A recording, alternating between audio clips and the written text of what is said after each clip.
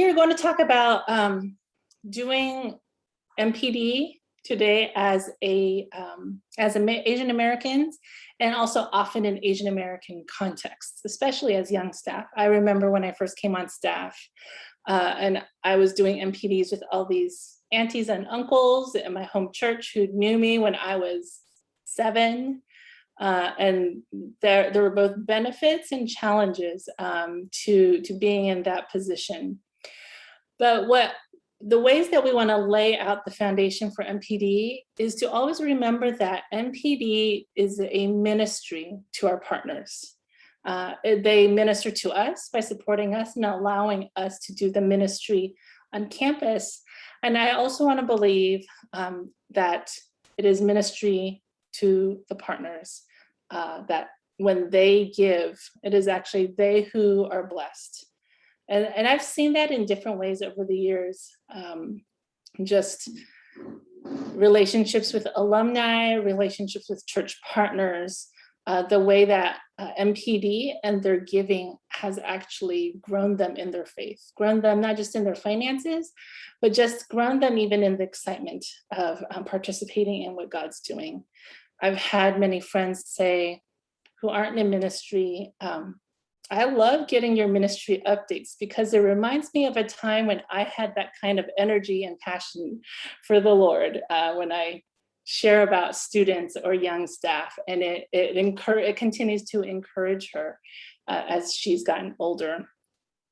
And so as we think about ministry to our ministry partners, especially in the Asian American context, let's do a little free association. So put in the chat one word when you think of ministry to our ministry partners and a blessing to them. What's one word that comes to you in response to that?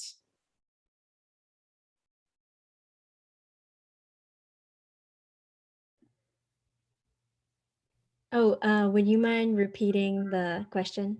Yeah, sure.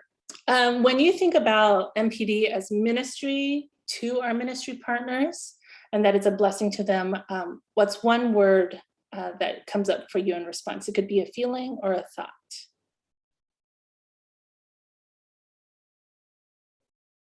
Hospitality, yeah.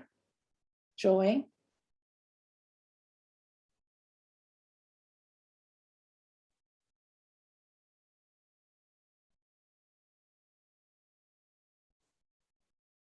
Storytelling, yeah.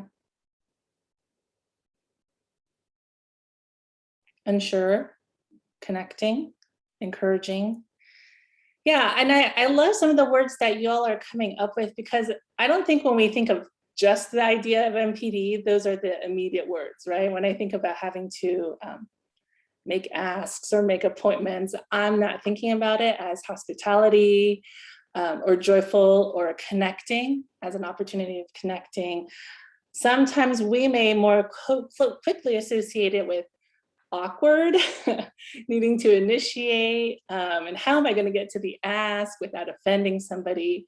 And so I would just love for us to start at that place of moving or needing to remind ourselves that there are a lot of ways in which we as Asian Americans are really wired for doing MPD well, because we are relational, we like to connect, we are hospitable, and we can use all those things to minister to our ministry partners. And at the same time, MPD is also, we know, is a ministry to us. It's not just the thing that allows us to do ministry, but it's ways that God is forming and growing our character, and helping us recognize that our identity, our family of origin, our generation, all of our combined experiences, God uses MPD to highlight those as strengths and gifts that He wants to encourage in us, and also strengths and gifts that He wants to encourage us to share.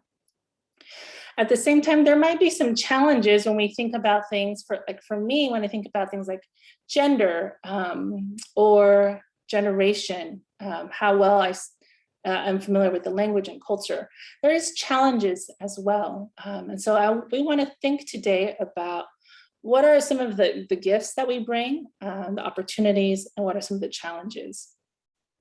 So Stephen and I are both going to share a strength and a challenge related to MPD.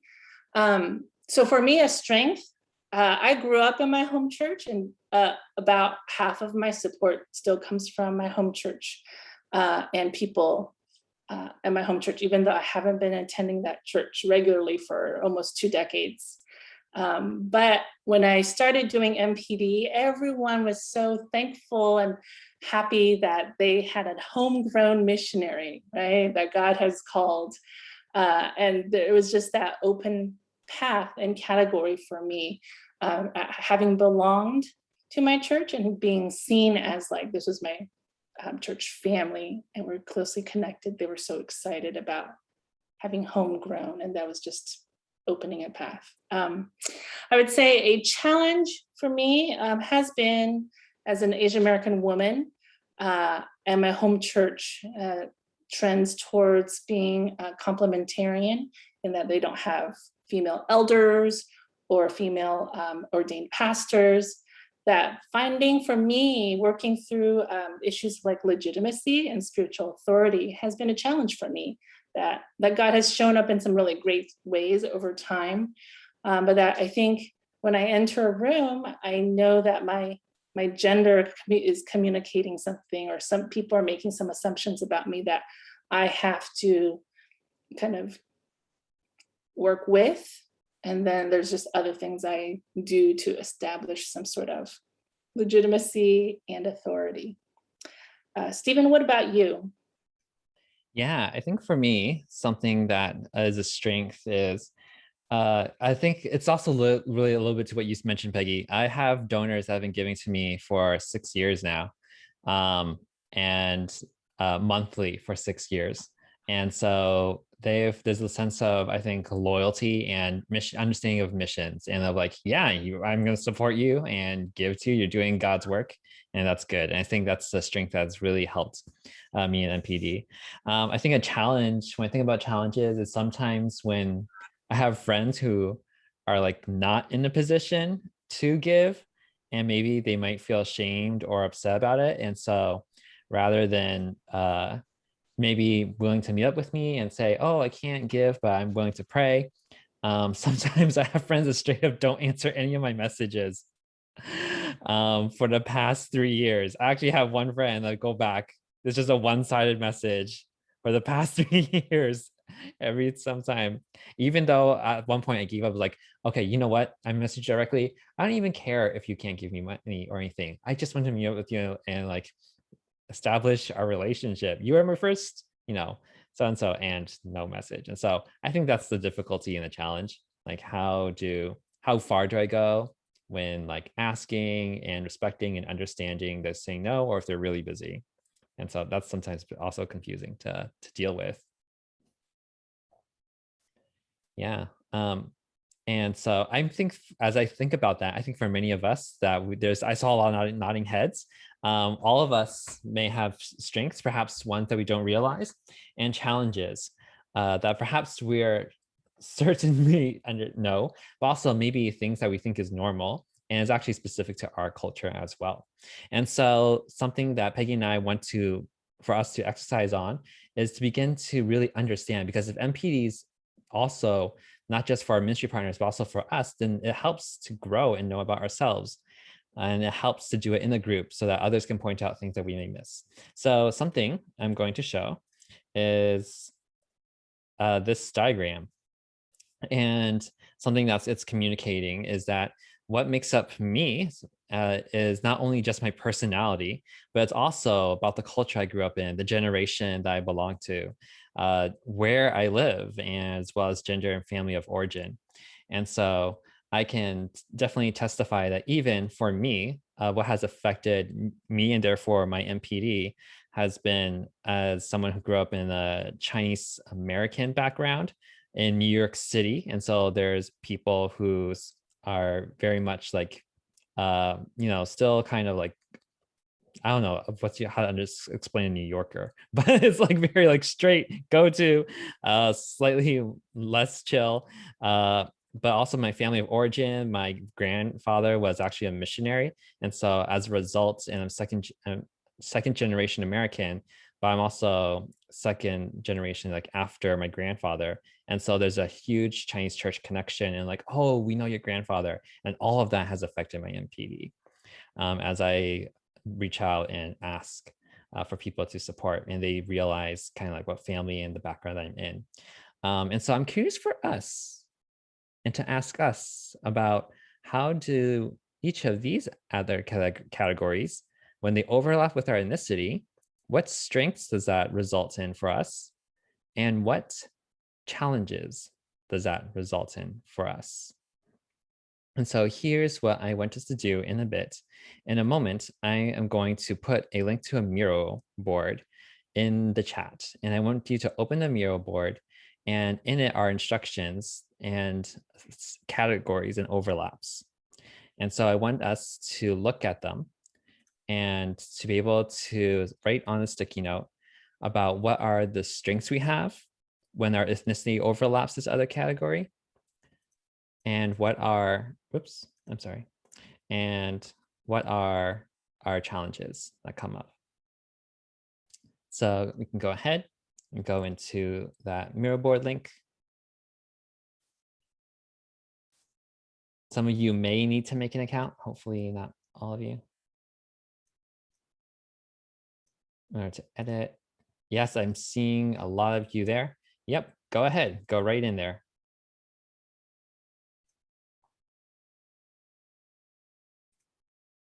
And takes a few minutes. I'm going to give us about 8 minutes to answer that question. What are the strengths and challenges as you see how your ethnicity and your culture overlaps with gender, or with just your personality, or with your generation, or with your geography? If you aren't sure about the answers to one, you can simply look and observe, or jump to another one. You can observe what others are writing and let that inspire you as well. You can only focus on one because maybe you have a lot to write about one, or maybe you have a little bit of others, and so you can write one for each. I'm going to ask us to go ahead and do that. Yeah, let me go move this over here so it won't be distracting.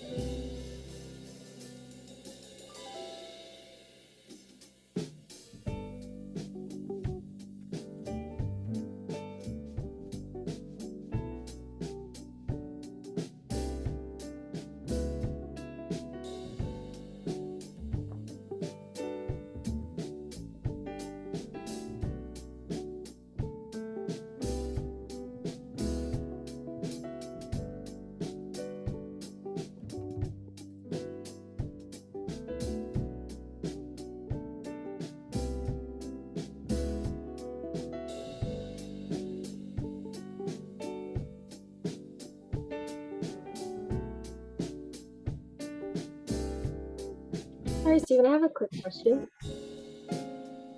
Yeah, absolutely. So are we, for the post-its, is it for the intersection between the two things, or just like one in particular? For example, is it just ethnicity, or is it ethnicity and gender? It's for both of them together.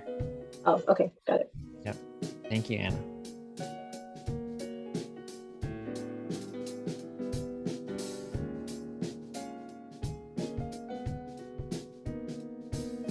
If anyone else has questions, they can also write in the chat or ask it out loud too.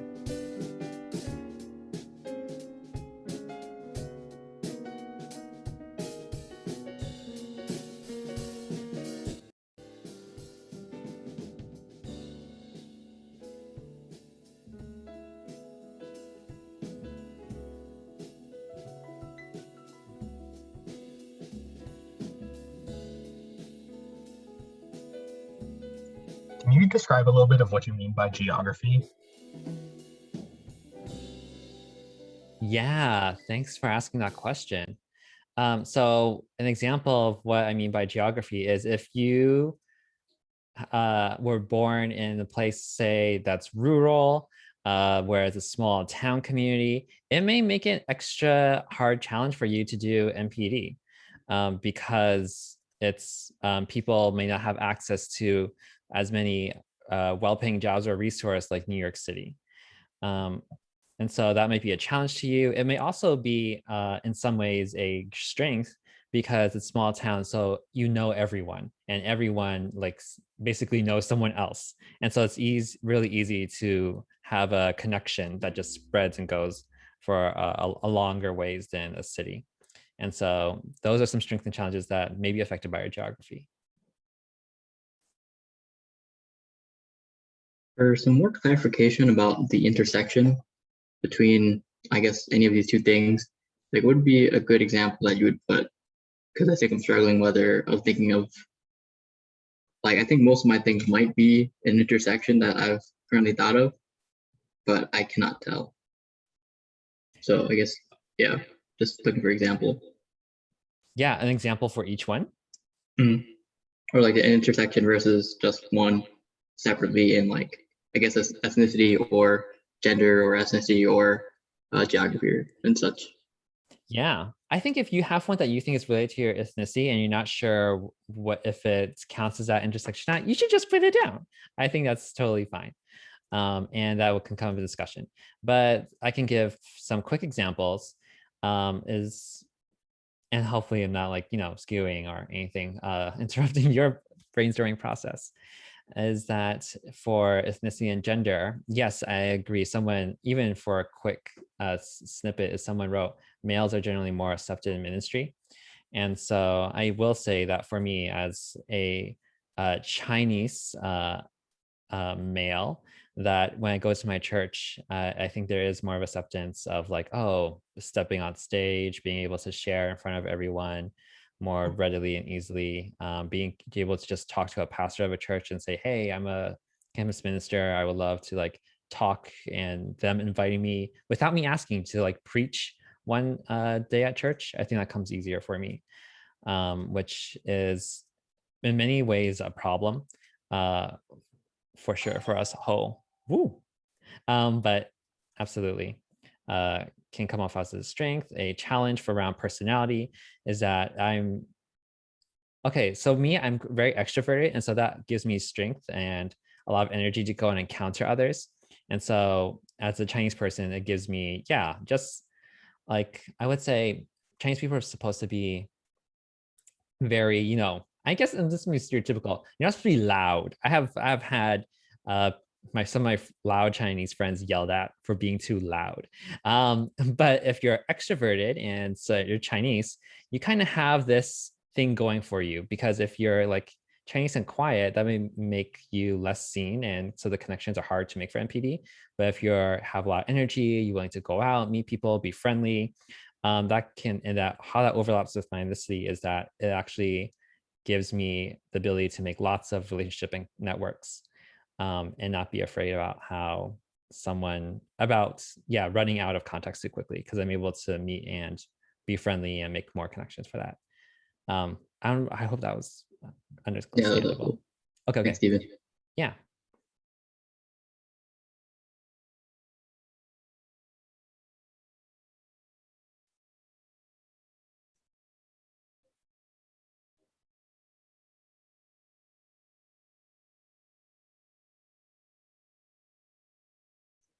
We have about 4 more minutes. I know this is new to some of you, and so I'm trying to make sure you have time to reflect and think about it.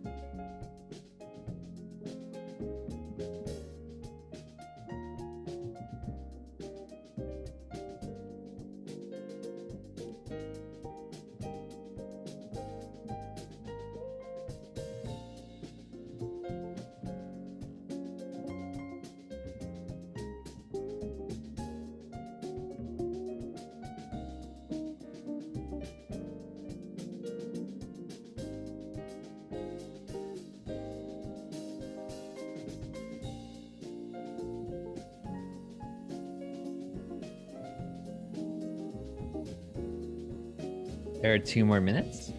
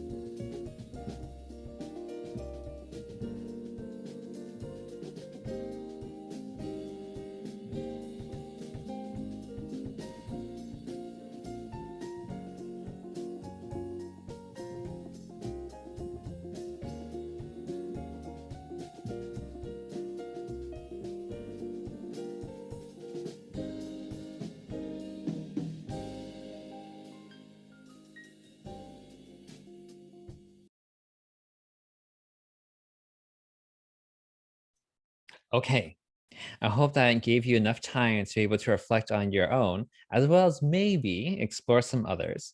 Right now, what's going to happen is that we are going to break you into groups of 3 to share with each other what you wrote.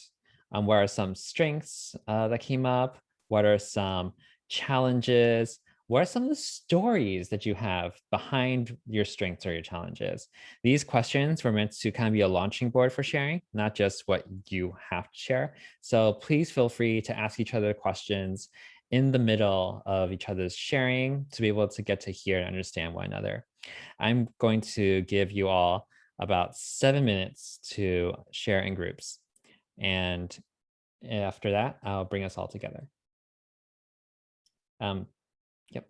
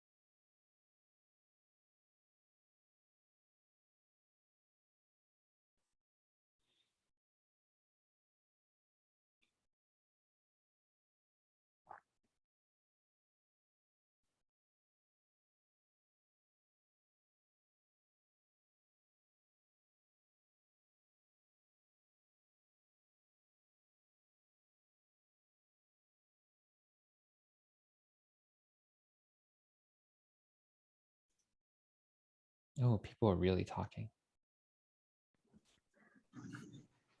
Hello, everyone. I can tell by the fact that everyone here took up the full minute to share while the rooms were closing. That tells me y'all were having a good conversation. And I am so sorry to cut it short. I do want to make time for other things that'll be helpful for us tonight, or this afternoon, from I am this afternoon as well. And so I apologize, but I hope that we will all learn other things as well as we continue to move on. I'm curious to hear what you talked about in your rooms, and I'm curious actually to see what themes are rising up. So if you go into the Miro board again, there is going to be another box on the right. If so, zoom out a little bit, go to the right, and there's an orange box that says to look over what you are writing, or maybe even think about what was shared in your room. What common themes did you notice? I want you to name them. Here, I'll go lock that so it won't fly around everywhere. I want you to go name them and write them on sticky notes, and we can do a collective learning together. And so you can go ahead and begin looking and writing that.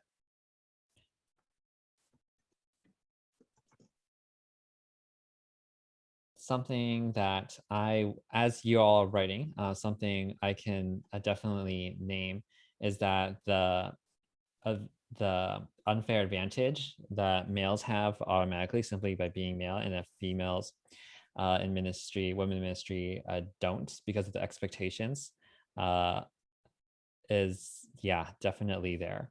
I actually remember when I was young staff and I was still pretty naive.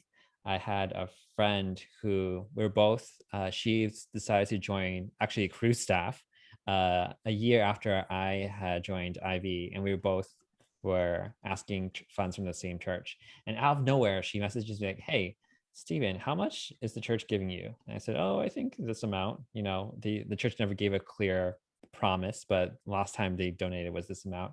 She's like, okay. And like, how much effort did it take to get them to consider? And I didn't understand why until much later when I heard from my colleagues and friends and realized that challenges to that.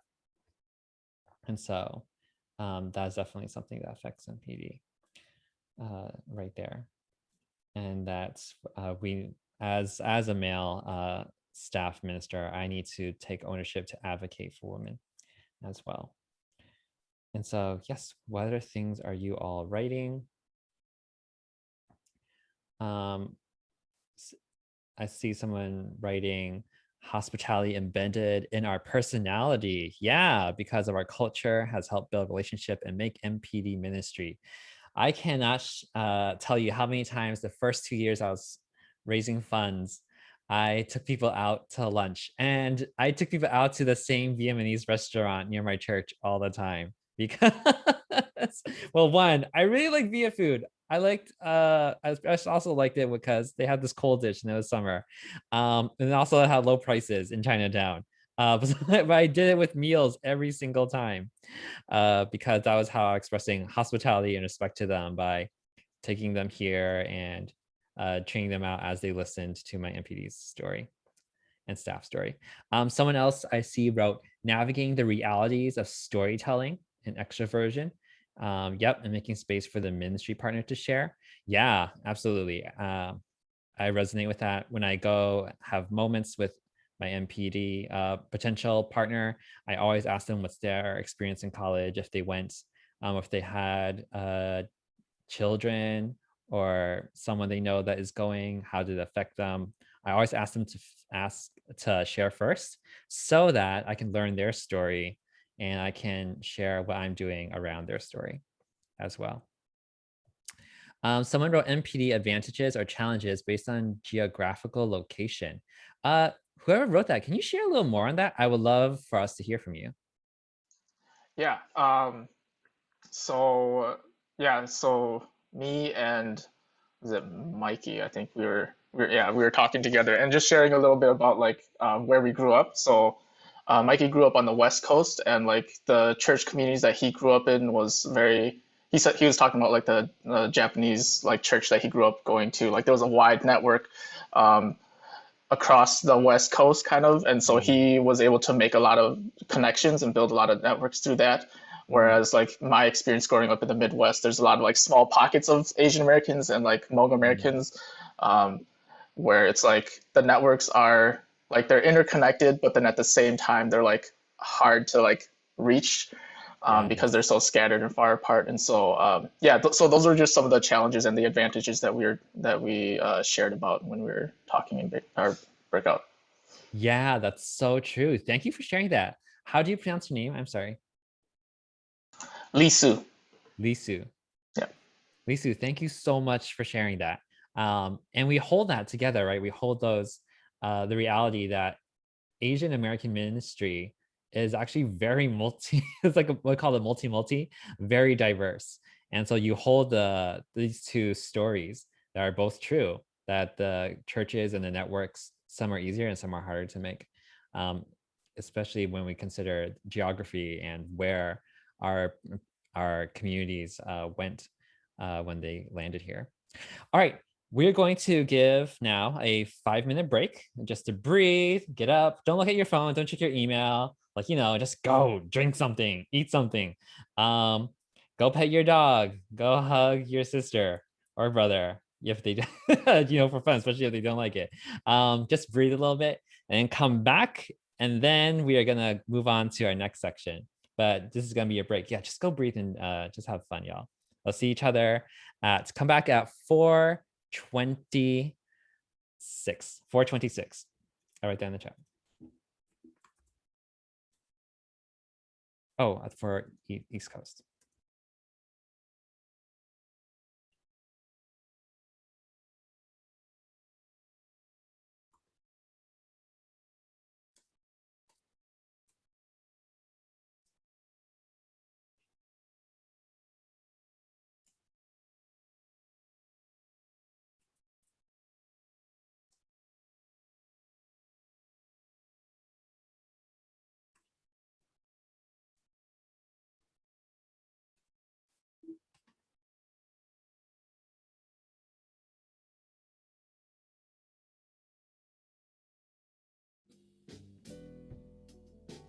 And practice actually some of the ways that we can think about the way that we ask, directness and indirectness.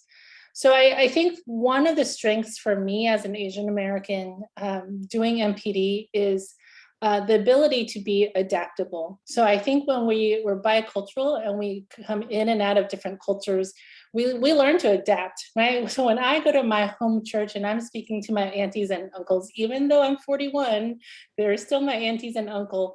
There's a certain way I shift to show respect to, and then in me, I know they see some of their children as well. So there's that dynamic. So I shift. And then when I go to my current church, in which I've been an elder, I shift, right? According to sometimes how people expect me to be or how I want to show up in those places, not just based on expectations. So I think one of the gifts is that our just general ability to be more adaptable can really help us with MPD, especially in these Asian American settings.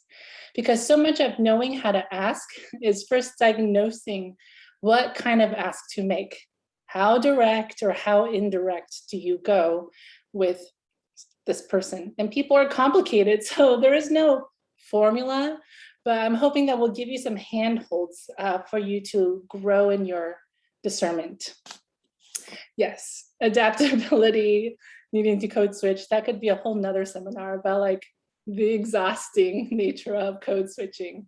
Definitely, I feel that. So there's a few factors that I want to highlight that help us determine how direct or indirect to ask.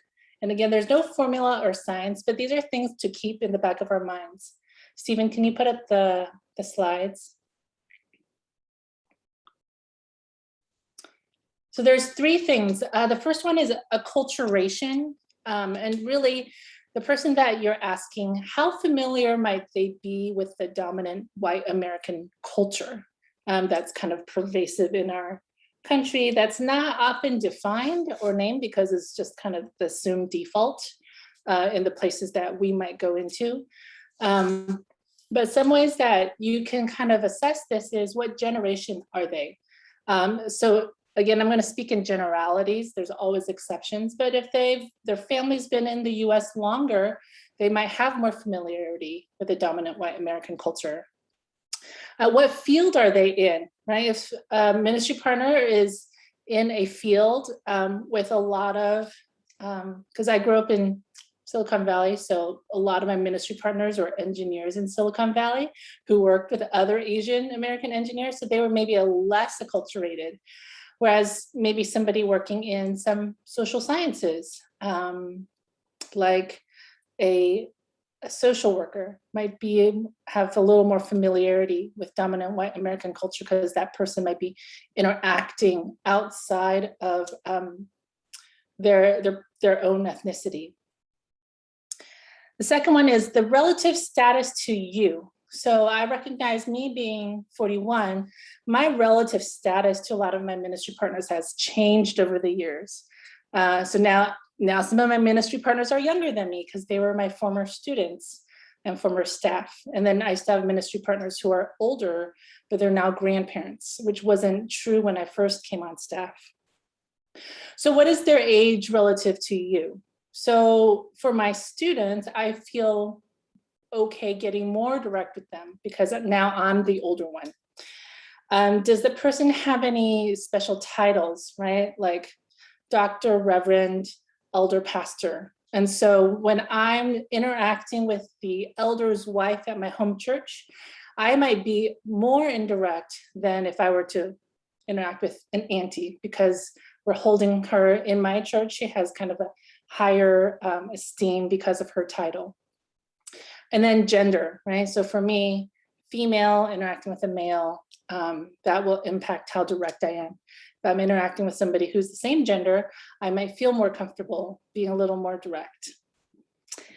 And then finally, familiarity. How do you address them? So I have aunties and uncles who I grew up with.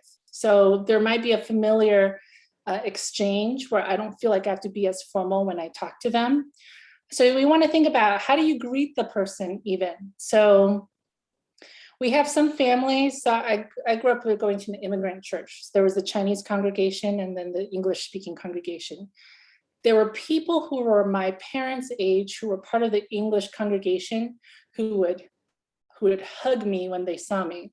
So even though they were maybe in the same age as my parents, or the same field of work, there was more familiarity, and we spoke kind of in a more informal way than some aunties and uncles on the in the other Chinese congregation.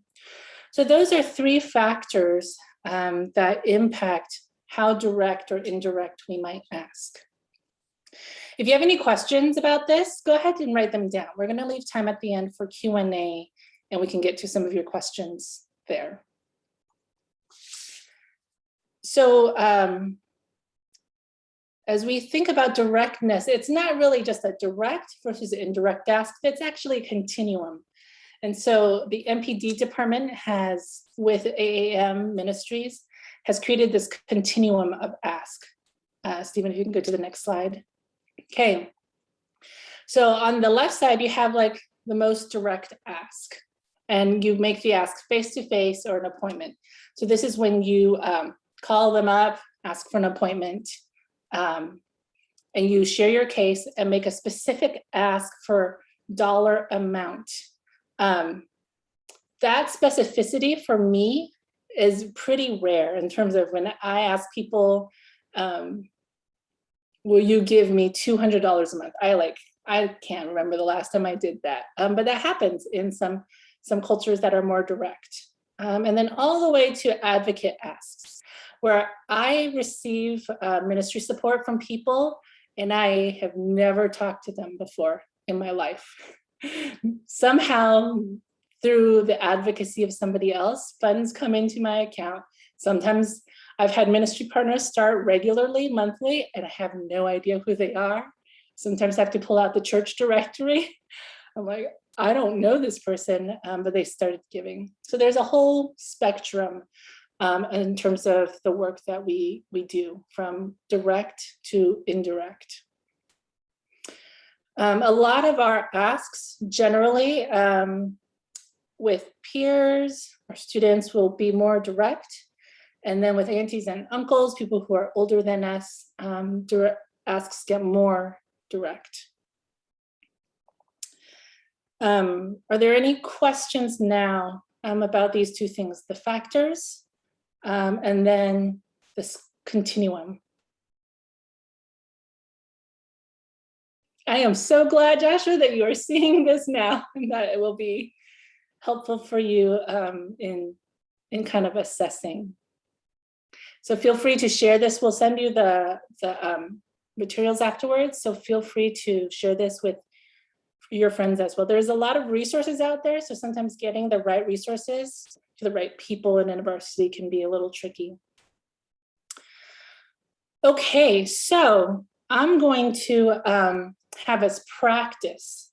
So we're going to go back to the Miro board, and maybe I will share screen, and we'll do one together.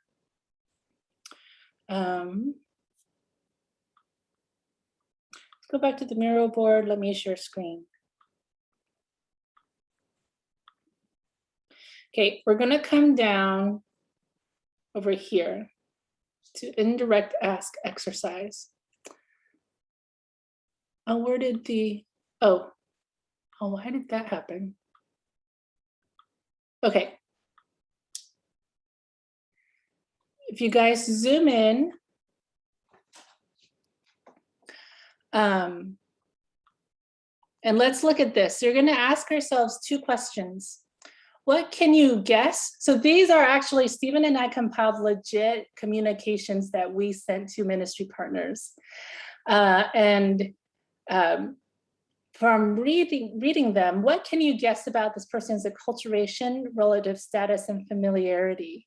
And then looking at the gradient, what type of ask is this? Stephen, could you maybe drop the gradient ask graphic in the chat so that staff have it? So let's do one together. So this first one here, an Instagram DM that I sent to somebody. I wrote, "Hey Lisa, Brian and I are doing some fundraising for a new budget, and we're wondering if you and Neiman are in a place to consider praying about supporting us.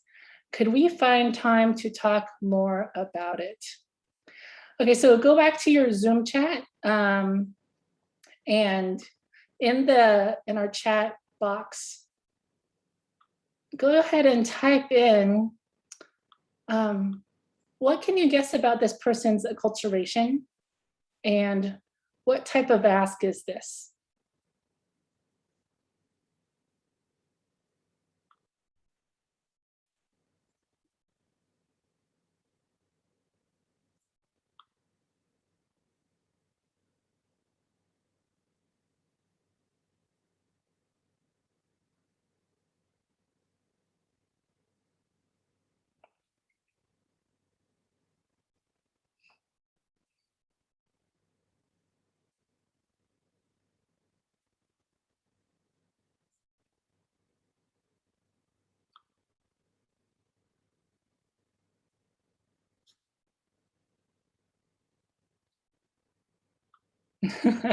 Stephen thinks direct ask, maybe. Other thoughts from this communication? I know it's not much to go off of. Seems to assume context already. What can you guess about this person? Soft direct ask, some Keziah says. Any thoughts about like familiarity, relative status? Good level of yes, no auntie or uncle titles.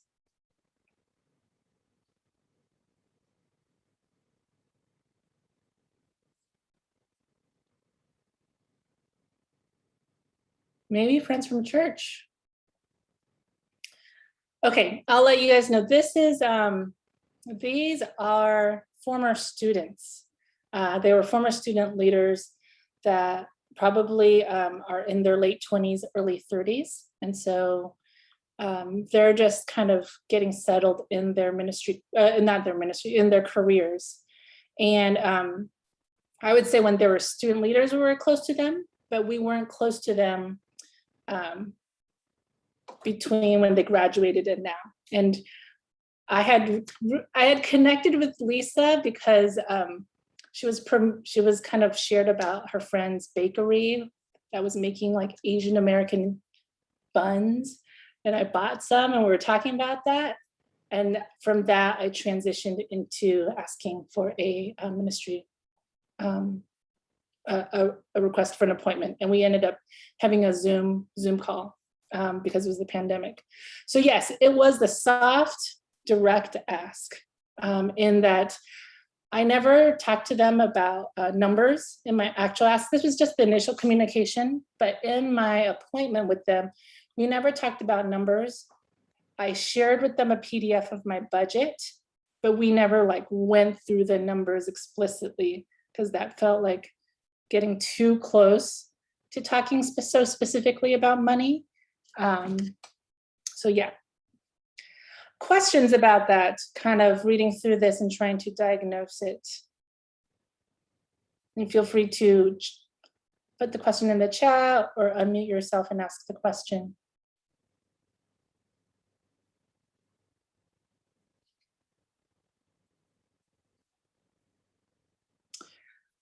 Okay, no questions. Here's what we're gonna do. You see a bunch more. We're gonna send you back into your breakout groups. And you can just choose one or two and work through them. And put Post-it notes next to them asking, kind of saying, what can you guess about this person's acculturation, relative status, and familiarity? And what type of ask is on the gradient? And then you can just pull a Post-it note next to the correspondence. And just as you talk, see how many you can get through. Some people start at the beginning, some people start at the end, but we're gonna do this in your small groups. Questions? And I'm going to stop sharing. You can just go back to your Miro.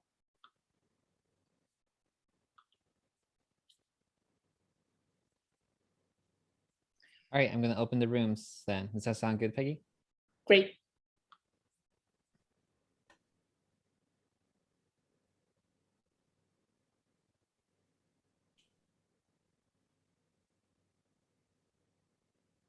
Does everyone have someone? Yeah. Did we drop more staff? I think so. Did we? Yeah, there's no more group of 3. Oh. Dropping like flies. Yeah, let's bring them back maybe in, I want to say, time is on the lowish. I'll give them 3 minutes before we bring them back. Oh, Um, because you want them to still have a chance to identify their own ministry partner, or? yeah. So want them to be able to do that. Okay. I can announce 3 minutes. Okay. Question, is this considered an engagement or an ask? And then this is an engagement. Mhm. And my ask was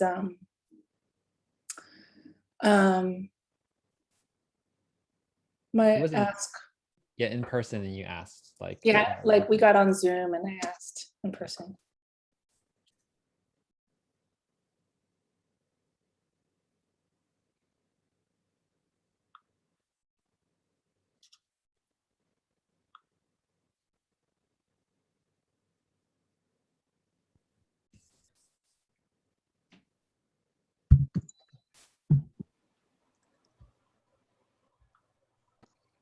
Okay.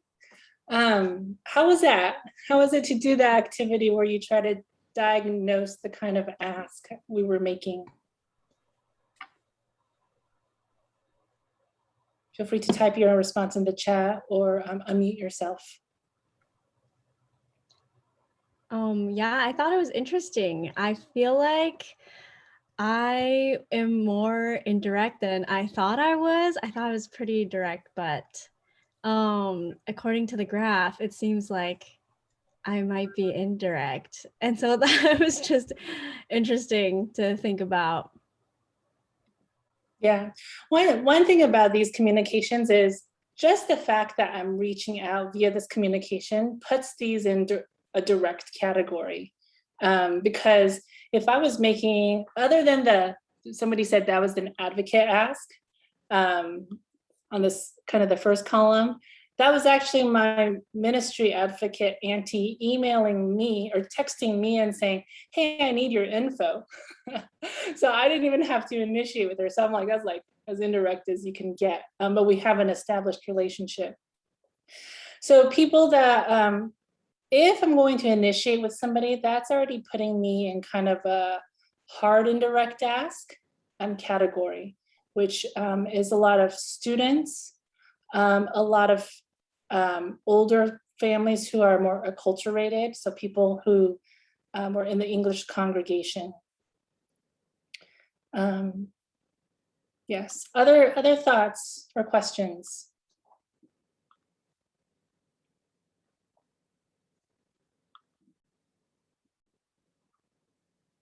Okay. I'll review just a couple of these so you get a sense of who they are and why I took the route that I did. So here on the top of the second column, this is something I wrote recently. These are the leaders that have supported me, who are leaders of small groups at my home church. And they're all part of the English congregation, but they're all first generation Chinese. And so I thought it would be better if I emailed, and they represent 2 small groups. So I thought, I'm going to email all the leaders all at once to be more indirect, so that I don't put anyone like on the spot. If they're like, oh, we don't really want them to come share, it doesn't feel like shameful for them to say no.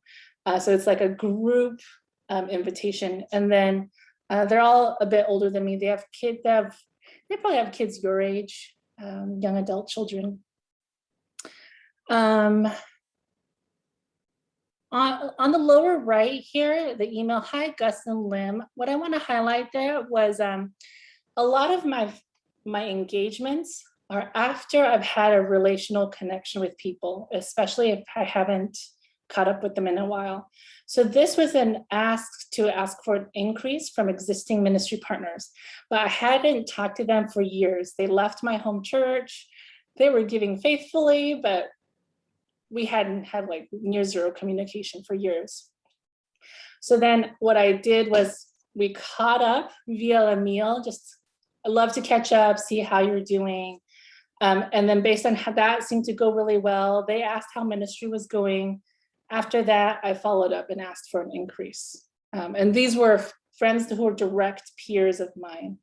And that's why you see them more direct, like giving some numbers.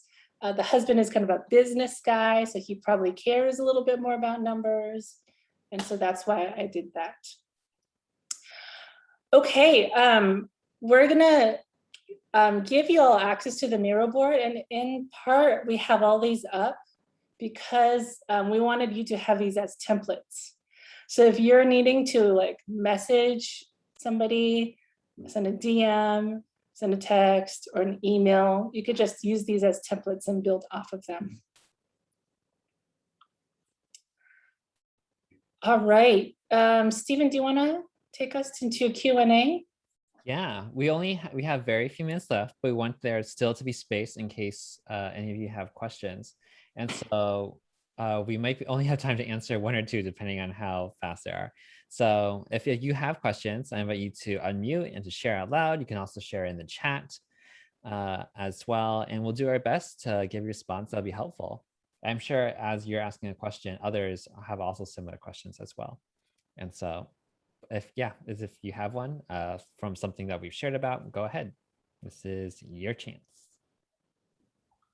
I have a question for Peggy. Mhm. I know that you had mentioned you did some fundraising with those students in that first example, and I was wondering how you made the decision to not ask for a specific amount with, students. Oh, yes. Oh, one thing I made an assumption is those students were Asian American students. So all the texts that you see here are with former students who are Asian. And one of them is, so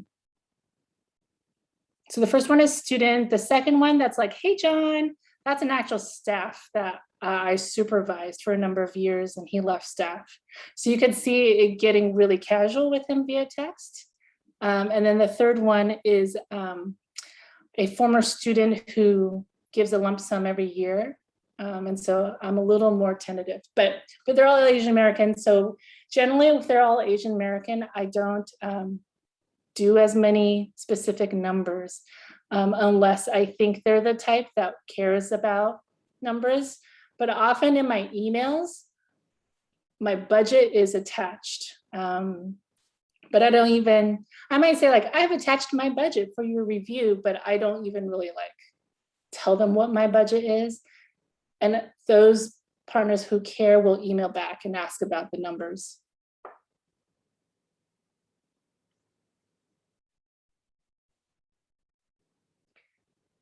Other questions?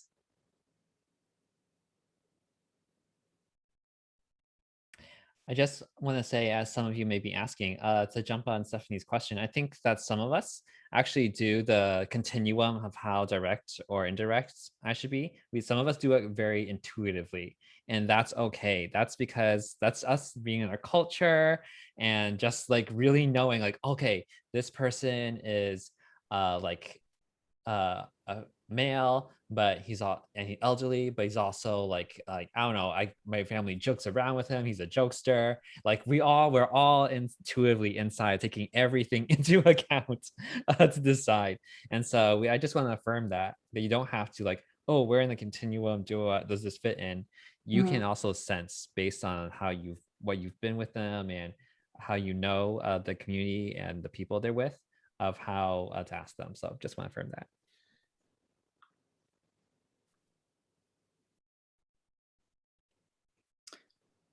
One thing, Stephen, maybe I can also unveil, if you go to the right, you'll see this gray box. I'll delete the box, but we have this PDF here it's like our top tips for Asian American MPD. And number 2 is about MPD with churches. And a lot of that goes over indirect asks. So when we looked at the correspondence, a lot of it was the direct asks. But then when you do MPD with churches, that's where you make a lot of your indirect.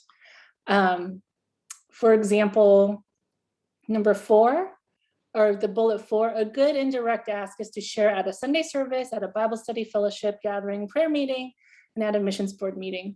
I would say for me, every time I've gone and shared on a Sunday morning at my home church, somebody will walk up to me and hand me a check.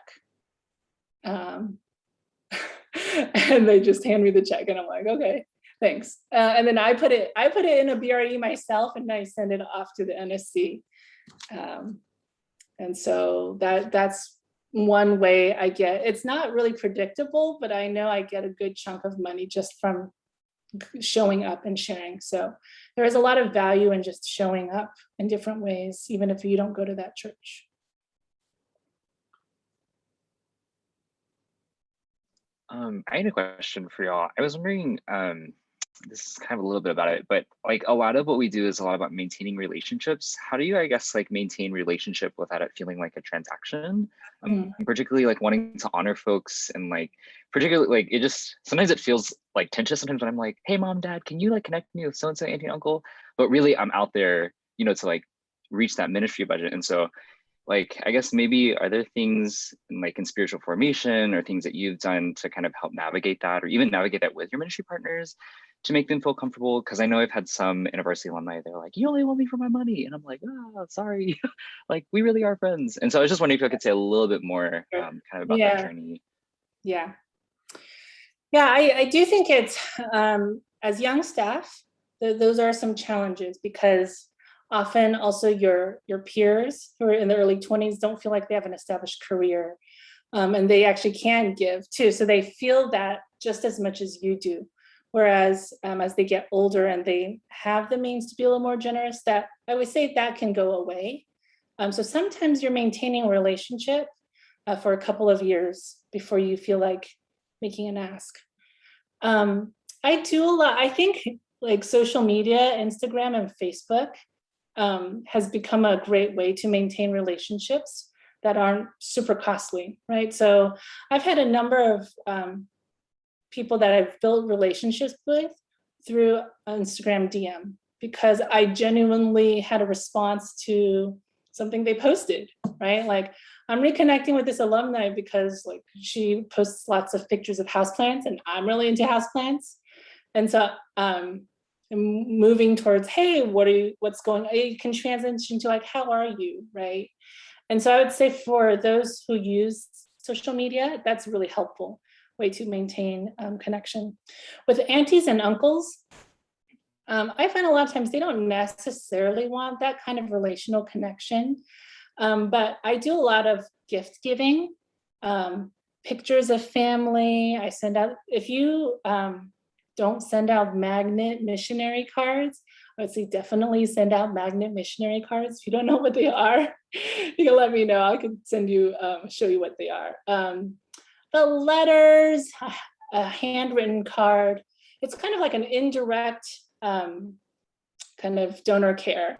Is I never call them up on the phone. That's just really weird and awkward. But I find ways to stay on their radar and keep in touch.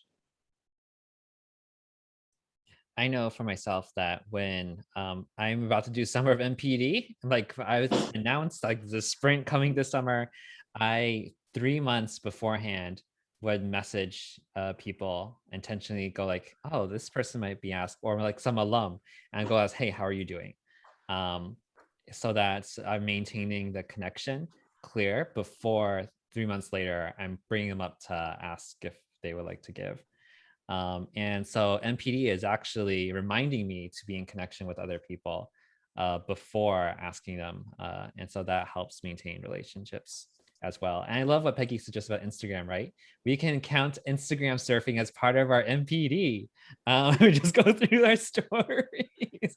A great excuse to go on Instagram and just surf through stories and send replies. Also, one of the birthdays, I now am more motivated to also say simple happy birthdays on Facebook, because I know this might be a connection point later. And so I just want to, yeah, absolutely. Because yeah, just want to say that to them. Just something simple. One more thought on that is there's a concept, I don't know if anyone's heard this, but I do this in my MPD training with my old region, called the 3 cups of tea. So before I make an ask or even an appointment, I think about 3 quality interactions to have with somebody.